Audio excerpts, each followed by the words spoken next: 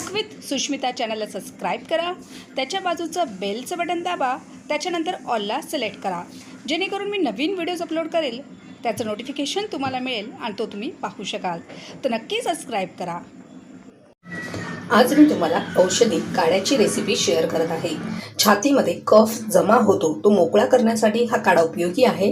हे 6 महिन्याच्या पुढे कोणीही वयस्कर व्यक्ती याचा वापर करू शकते. त्यासाठी मी घेतला आहे एक मोठा सफेद कांदा, 5-6 तुळशीची पाने, गूळ घेतला आहे 1 इंच, 1 चम्मच ओवा घेतला आहे आणि 1 चमचा मी किसून आलं घेतलं आहे. जे डायबिटीज पेशंट आहे त्यांनी गुळाचा वापर करू नये, बाकी 4 जिन्नस घेऊ शकतात. हा काढा मी 4 कप बनवत आहे. त्यासाठी मी इथे 2 ग्लास पाणी घेतलं आहे. आता ह्याच्यामध्ये सर्वात प्रथम आपण एक जिन्नस टाकून घेऊया. तुळस, गूळ, कांदा. सफेद कांदा हा खूपच औषधी असतो. आताच तुम्ही घेऊन ठेवा जिथे मिळेल तिथे. ओवा.